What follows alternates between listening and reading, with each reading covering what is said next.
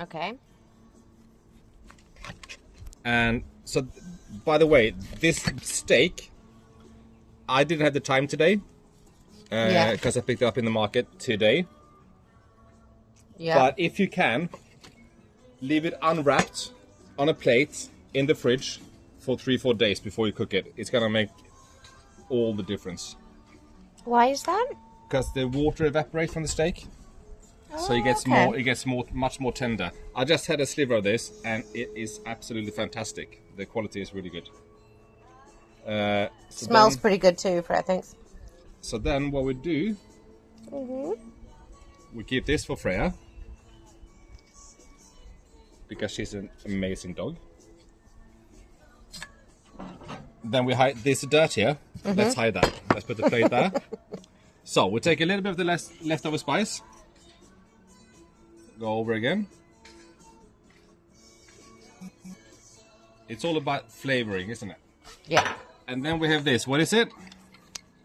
Yuzu Pozu. Yuzu Pusu. Love juice. So we put this all over. You could do this with any meat. You could do this with chicken, whatever. The main thing here is that we got a kind of expensive protein, but everything else, like I said, is basically leftovers. Yeah. And does this semi-cure the meat? No, this meat is fresh. Yeah. As fresh as it gets.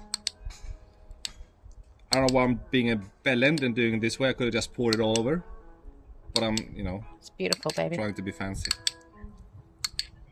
It's my middle name. There we go.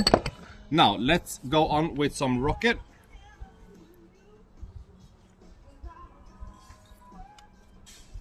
Shall we? So we have here some pickled... this is just carrots and cucumber because that's what we had. How do you make this then? Take whatever vegetable you have. Vegetables are basically just water. Yeah. So you just add vinegar, sugar and salt. That's it. And leave it for how long? I mean, I left this for an hour. Preferably you leave it overnight. Okay. But, an hour will do. Overnight is better. I'm not going to put this. Actually, what I'll do is I'll put some of these bread things on here.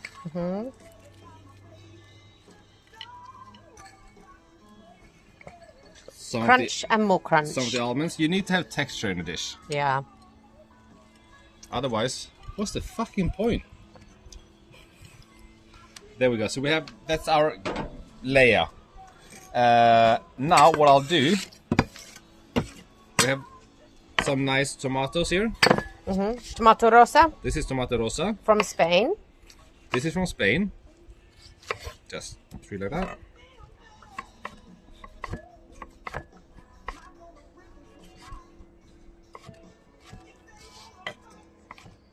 If this wasn't a tomato rosa, I would have taken out the innards, like the things inside. Yeah. But because it is a tomato rosa, I won't. And these are in season at the moment? I wouldn't say so, but they're still very good. Yeah. They might be in season. I'm not actually sure, but I don't think they are. Yeah. And then we have the biggest shallot I've ever seen in my life. It's not actually a shallot, but kind of. So just finely julienne it, I thought.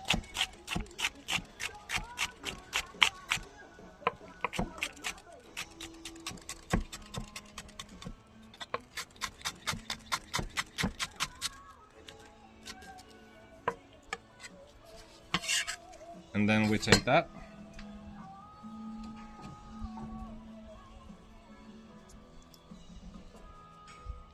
I'm gonna do now what all chefs do. I have a glove on this hand, so I'm gonna use this hand, which doesn't have a glove, which makes all the sense in the fucking world, doesn't it? There you go. Perfect. What's missing, you might wonder? A bit of this. Oh no, this is my non-glove hand. Okay, it's all right, darling. I'll eat it anyway. Will you? Yeah. Thank you. So there we go. And then the cheese thing that we made earlier on the barbecue, I just put that in a Ziploc bag. Okay. Because it's much easier to handle.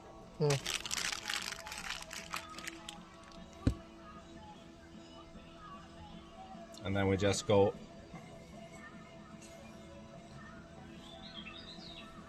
about it this way. And there's a saying in the kitchen, you need to do always exact like 83 of these dots. Always. Why? No, there's no such saying.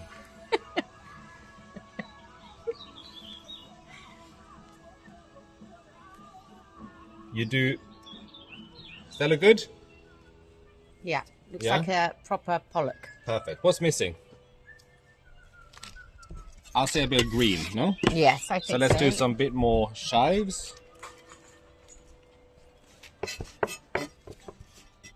And when you cut chives, you want the knife to be doing the job. So back and forth, so they're very thinly. You want to have rings of chives. You don't want to have crushed chives. Okay. You want to have I get it. you Yeah. want to have nice small rings.